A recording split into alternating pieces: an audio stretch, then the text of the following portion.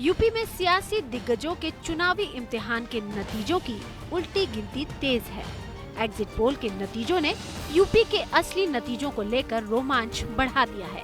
Exit poll के नतीजे बता रहे हैं कि यूपी में बीजेपी या तो सीधा बहुमत हासिल करेगी या फिर पहले पायदान पर ही रहेगी।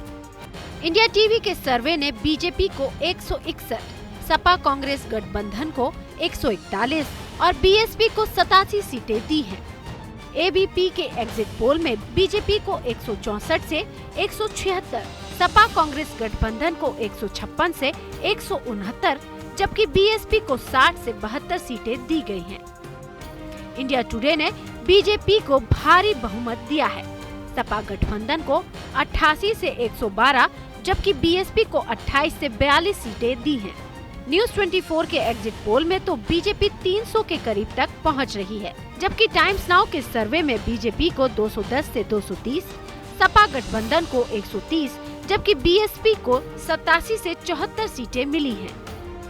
यानी तमाम एग्जिट पोल के नतीजों में सपा कांग्रेस गठबंधन दूसरे और बीएसपी तीसरे नंबर पर है।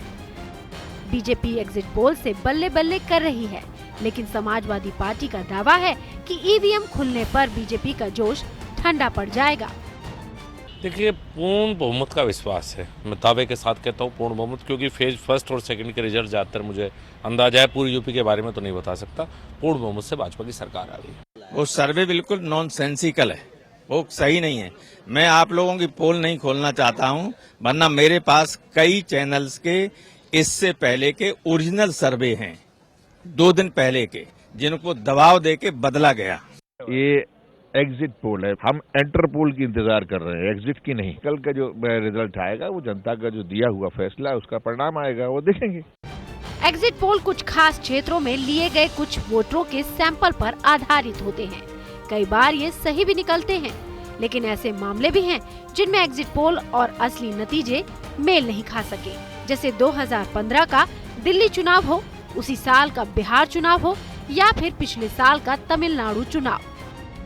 कांग्रेस उपाध्यक्ष राहुल गांधी ने बिहार का हवाला देकर यूपी के एग्जिट पोल को खारिज कर दिया है।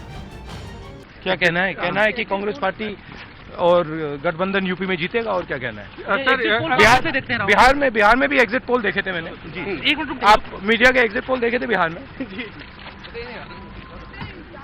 11 तारीख को बात करें।